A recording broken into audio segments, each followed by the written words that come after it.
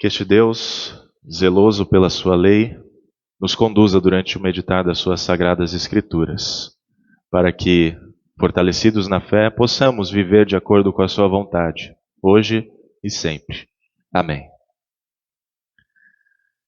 Hoje é um daqueles dias em que os luteranos nascidos dentro da igreja têm a oportunidade de voltar ao catecismo. Ou aqueles que saíram do catecismo vão voltar um pouquinho no catecismo, né? Fizemos a leitura dos 10 mandamentos, as 10 palavras de Deus. Algo que precisa estar profundamente gravado em nosso coração, afinal, o nosso Deus não é diferente do Deus dos nossos antepassados, né? A palavra que ele disse aos nossos antepassados, especialmente aqui, nessa aliança de Deus com o seu povo, não é diferente para nós hoje. Basta a gente olhar quanto tempo já faz isso, né? 3.500 anos ou mais. E ainda assim é válido para os nossos dias. É base para muitas leis de países, para direitos humanos e assim por diante. O que há de tão especial nessas palavras? Ora, foram ditas pelo próprio Deus. Vamos lá. Classe. Todos presentes? Nem todos, né? Mas a maioria. Os que estão em falta, depois a gente faz uma prova substitutiva, né? Nós temos 10 palavras. Como é que elas se dividem? Ou como é que a gente pode dividi-las, separá-las?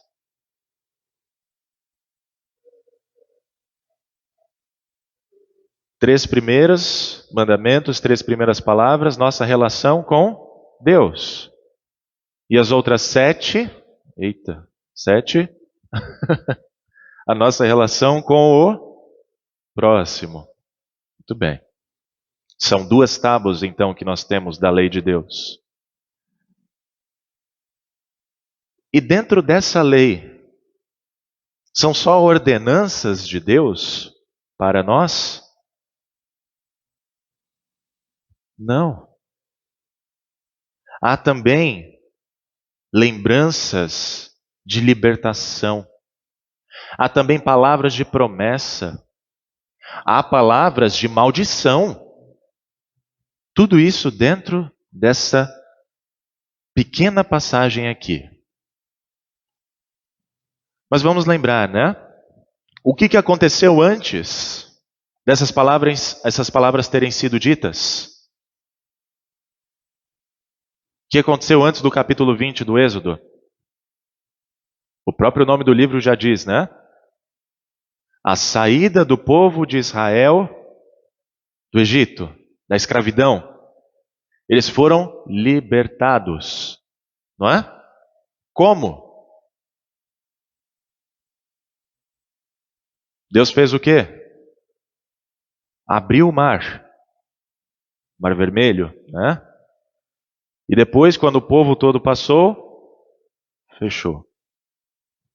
Juízo para aqueles que maltratavam o povo de Deus.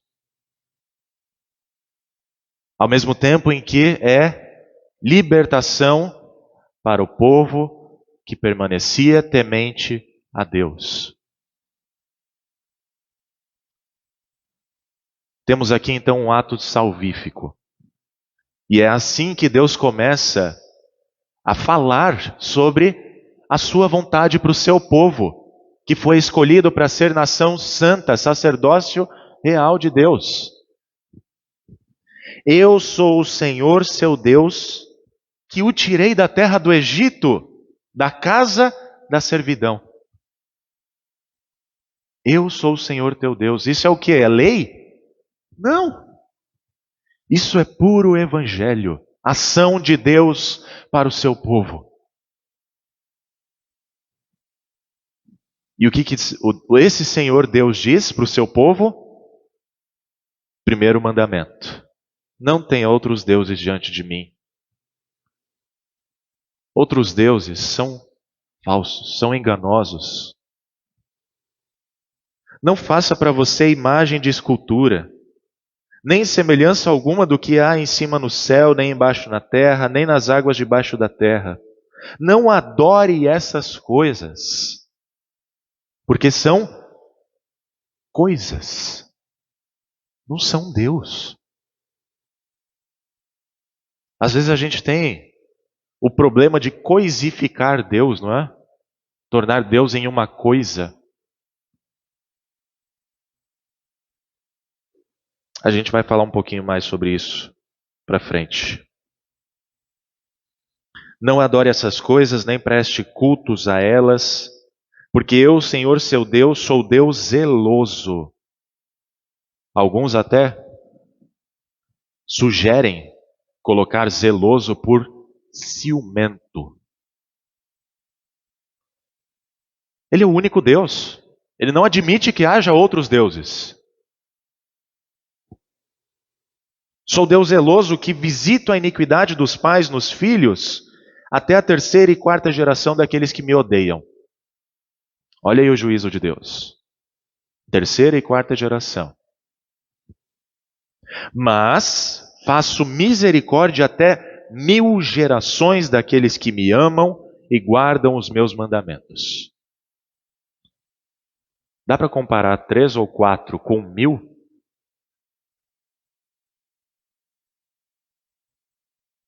Não tem comparação. O que Deus está mostrando aqui? Ele é mais juiz? Ele é mais castigador? Ou ele é misericordioso? Misericordioso. Tanto que tirou o povo de Israel da casa da servidão, aquele povo que ele tinha feito promessa de ser numerosa nação, a Abraão, Isaac, Jacó, que depois mudou de nome, Israel. E assim, esse povo foi crescendo em número até a vinda do Messias. Pois bem, esse é o principal mandamento. O primeiro.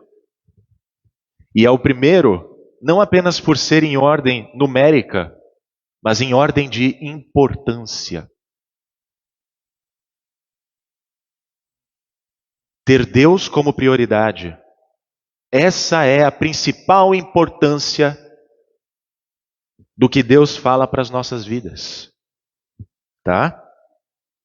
Depois, segundo mandamento, não tome o nome do Senhor seu Deus em vão, porque o Senhor não terá por inocente o que tomar o seu nome em vão. Vamos pensar um pouquinho, como é que o nome de Deus é tomado em vão?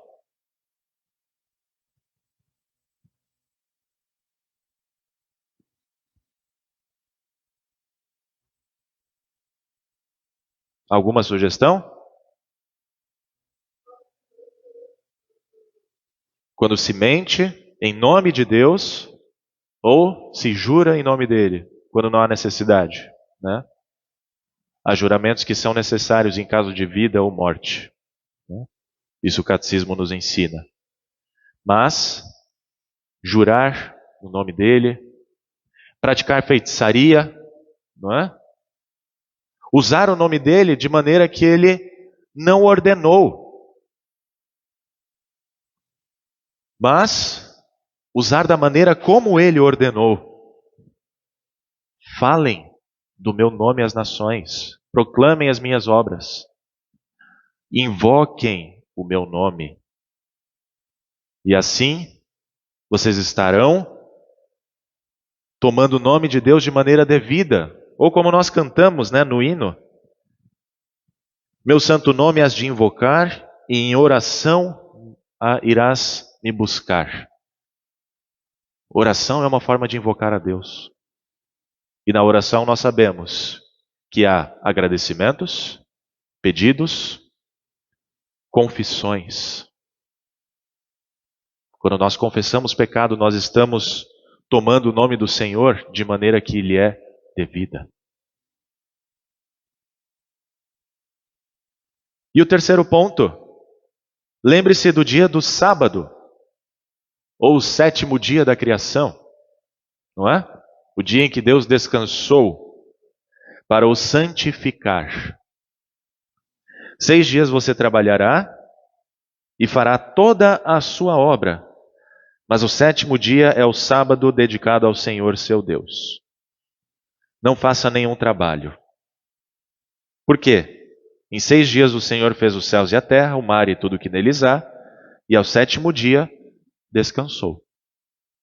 Descansou não é simplesmente ficar de braços cruzados, com os pés para cima. Não. O descansar de Deus é não criar novas coisas a partir das que já foram criadas, mas preservá-las para que continuem tendo a sua boa ordem, o seu bom andamento. O descanso tem a ver com providência divina. E assim, quando nós descansamos do nosso trabalho, nós estamos também aproveitando para cuidar de nós. Afinal, nós não somos máquinas, não é? Nós precisamos de descanso. Precisamos olhar para a semana e falar: glória a Deus, consegui fazer tudo o que precisava fazer. Vou dar um respiro para a próxima semana. Mas esse respiro não pode deixar de ter uma coisa. O quê? A palavra de Deus. Porque sem a palavra de Deus, esse descanso não é santificado. É um mero descanso. Nós precisamos ouvir o que Deus tem a nos dizer. Porque é Ele quem santifica o nosso descanso. Quantas vezes eu ouço, e até mesmo eu sinto: pastor, quando eu não vou no domingo, parece que está faltando alguma coisa na minha vida. E não é mero hábito não, tá, gente? Realmente está faltando coisa na vida. Está faltando a palavra de Deus, está faltando o sacramento na sua vida.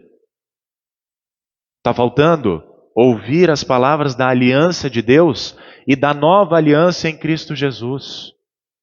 Que, aliás, quando nós vemos aqui que Deus é zeloso para com os seus filhos, nós podemos ver esse zelo lá no Novo Testamento.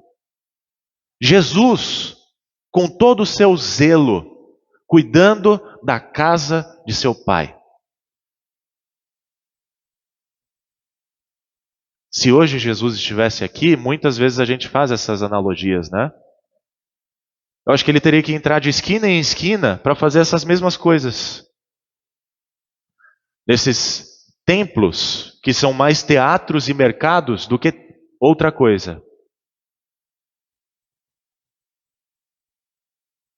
Onde está a palavra desse Deus zeloso nessas igrejas?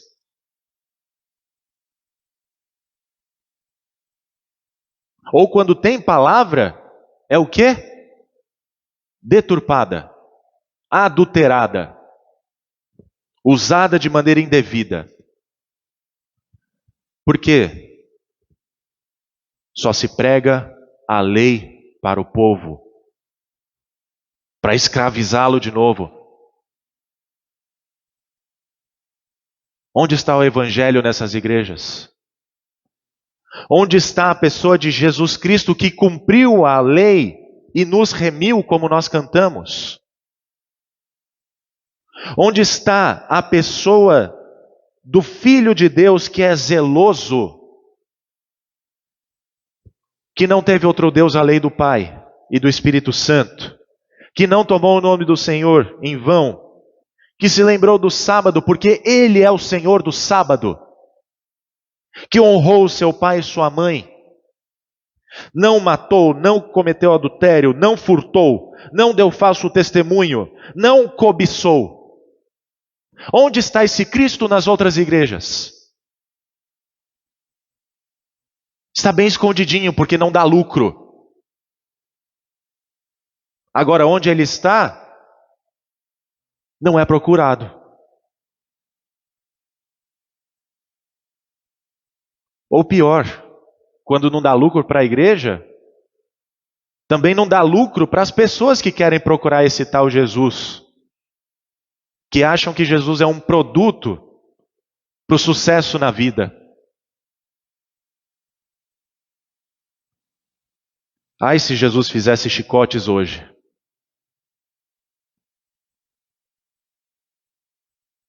Mas se a gente parar para pensar, aqueles chicotes que ele fez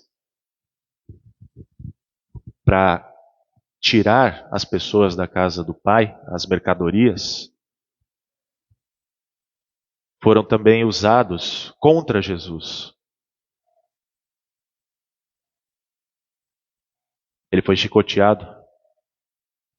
Aquele templo, o santuário, que é o seu próprio corpo, foi chicoteado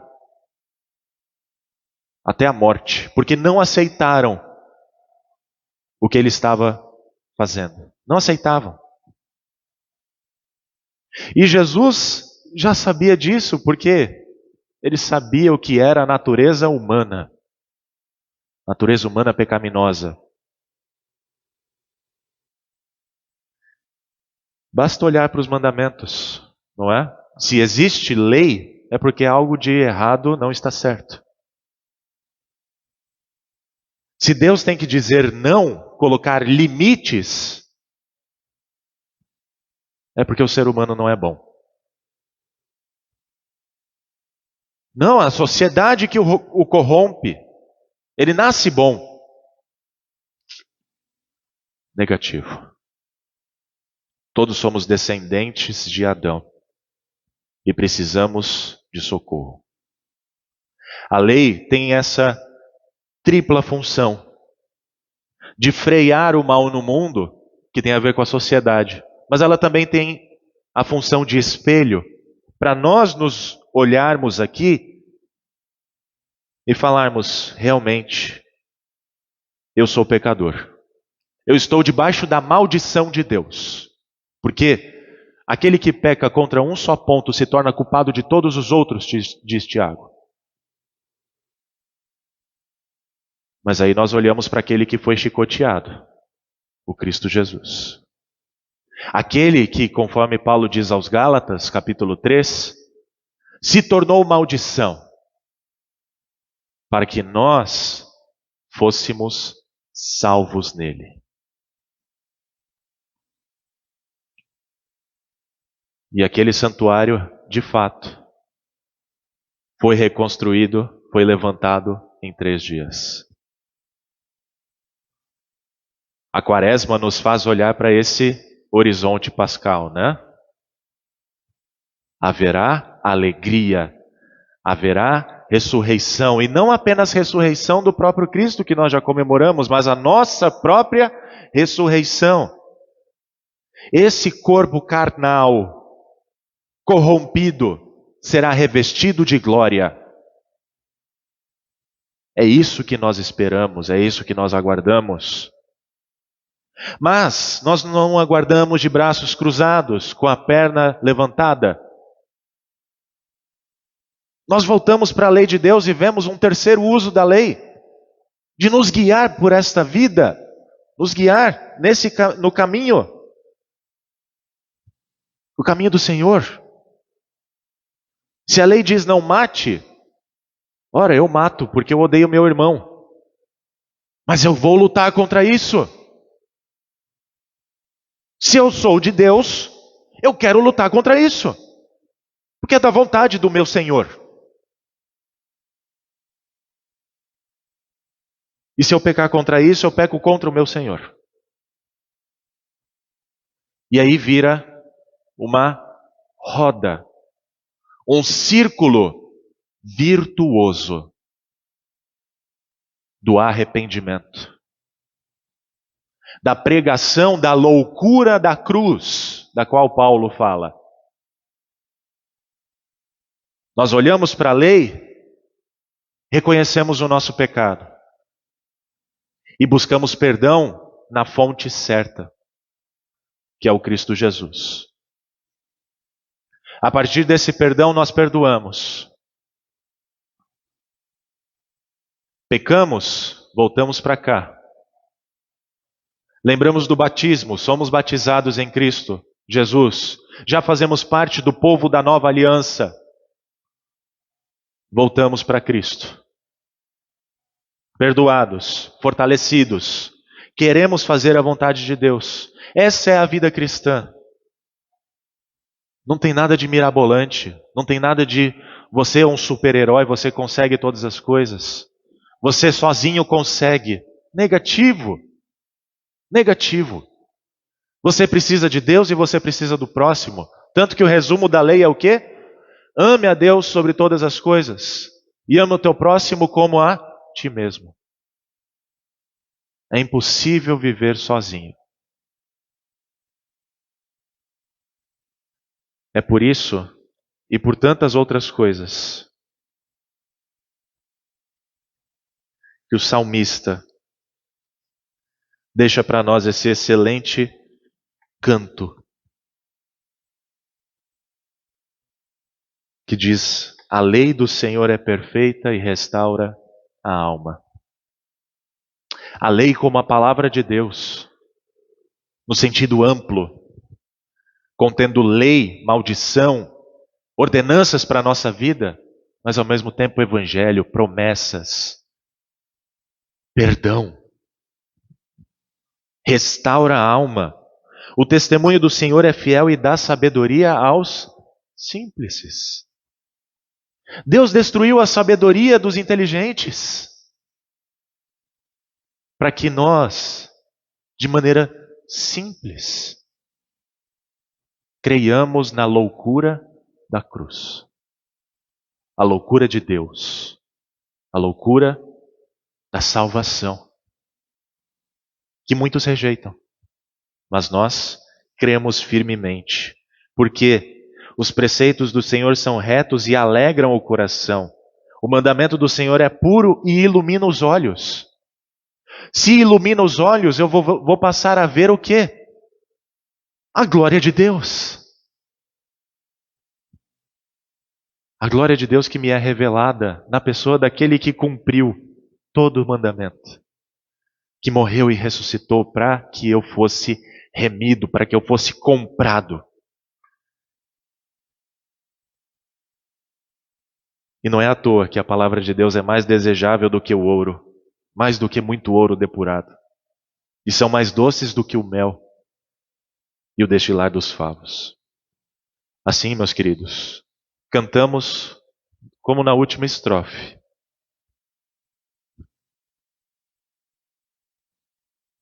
Mil graças quero te render, e em santidade aqui viver. Em nome de Jesus. Amém.